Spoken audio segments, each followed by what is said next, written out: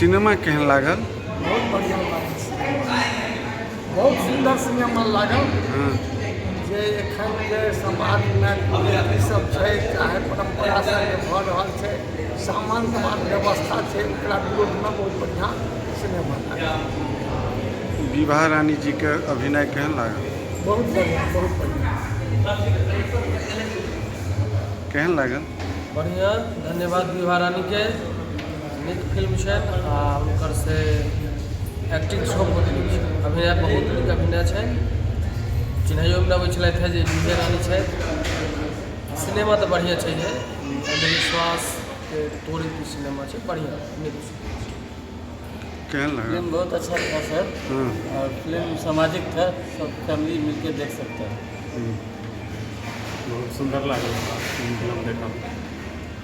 विभा रानी जी को पहचाने? जी हाँ, हाँ? उनका भी एक्टिंग बहुत अच्छा था।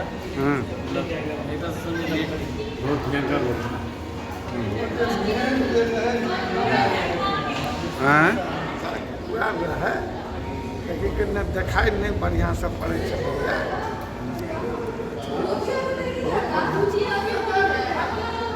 एहिमे विभा रानी जी के जे अभिनय छलनि हैं से तऽ बहुत बढ़िया रहबे करनि। वो एक नंबर के से लेखिका सेहो छथि, मैथिलीमे, हिन्दीमे, रंगमंचमे से प्रतिष्ठित नाम छथि आ एकल अभिनयके तऽ ओ मास्टरपीस कलाकार छथि। एहि सिनेमामे से एकटा से नामी गिरामी डायरेक्टर और एक्ट्रेस और बड़ा बजट के फिल्म में हुनका देखब से मधुबनी शहर के लेल तऽ गौरवक बात छैहे, हमरा सभक लेल तऽ गर्वक विषय छैहे। ओ ई साबित केलखिन हैं जे हुनकर जे अभिनय क्षमता छनि से असीमित छनि, अनंत छनि, से ओ साबित केलखिन। आ एकटा खास बात जे हमसब तऽ जे मिथिलाके लोक छी, ई बात कहि सकै छी जे अपन एक्ट्रेस, अपन बेटी, अपन घर परिवारके जे अभिनेत्री छथि, तिनका देखैके लेल हमसब कतबो व्यस्त किएक नहि रही, समय निकालि कऽ से निकटतम सिनेमा घर तक अबै छी। आ ई गारंटी छै जे अन्यो निर्माता निर्देशकके लेल जे अगर ओ मिथिला क्षेत्रसँ कोनो अभिनेता अभिनेत्रीके सिलेक्शन करै छथिन तऽ अहाँके ओहिमे लोक अएबे करत, भीड़ रहबे करत। जेना देखियौ जे एखन इएह सिनेमा हॉल छै मधुबनीमे, सिनेप्लेक्स सिनेमा,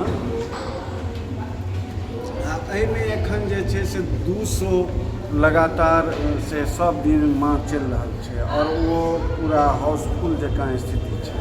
जखन कि ई सिनेमा घरके बनला एखन मात्र 1 महीना भेलैए। मधुबनीमे पहिले 3टा सिनेमा घर छलैए, ओ बन्द भऽ गेल रहै।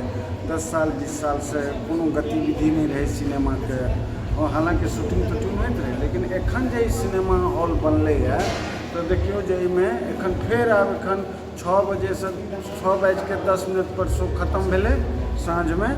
आब एखनसँ फेर दूटा हॉल छै आ दुनूमे सिनेमा चलि रहल छै। और एक तरफ जे आमिर खानके सितारे जमीन पर लागल छै आ दोसर तरफ माँ लागल छै। अहाँके आश्चर्य हैत जे माँ देखैके लेल एहि शहरमे बेसी लोक आबि रहलैए।